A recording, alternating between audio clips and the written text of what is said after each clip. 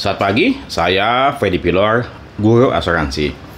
Beberapa waktu yang lalu, ada seorang sahabat muda saya bertanya, Pak, perlu nggak kita mengetahui ataupun meminta laporan keuangan perusahaan pialang asuransi ataupun pialang reasuransi untuk dapat memastikan perusahaan tersebut memang bertumbuh dan memang ingin berusaha lebih dalam jangka waktu yang panjang?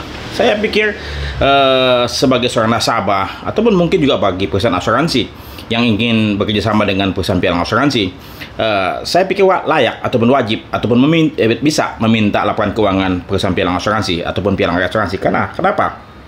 Dengan mempelajari atau memahami laporan keuangan perusahaan pialang asuransi ataupun reasuransi, kita ketahuan apakah perusahaan ini memang bertumbuh ataupun ingin serius dalam mengembangkan perusahaannya. Ya, dari waktu ke waktu apakah dia punya modal semakin meningkat atau sama terus, ya? Apakah ekuitasnya ya itu bertumbuh dari waktu ke waktu? Karena banyak sekali perusahaan-perusahaan pialang asuransi ataupun pialang reasuransi yang keuntungannya dibagikan secara penuh 100% dalam bentuk dividen, ya, tidak ditahan ataupun tidak menyimpan laba tersebut untuk pengembangan perusahaan tersebut, ya. Jadi sebaiknya nasabah ataupun bank yang ingin bekerjasama dengan perusahaan pialang asuransi ataupun perusahaan asuransi yang ingin bekerjasama dengan perusahaan pialang asuransi ataupun pialang reasuransi layak meminta laporan keuangan. Dari situ kelihatan perusahaan ini bertumbuh atau tidak, ya. Apakah perusahaan ini serius atau tidak dalam mengembangkan perusahaannya.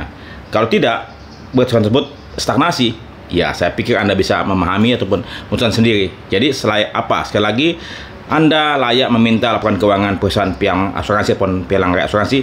Dari situ akan Anda melihat bahwasan perusahaan ini bertumbuh atau tidak, kemudian serius atau tidak dalam mengembangkan bisnisnya. Saya Freddy Pilor, guru asuransi.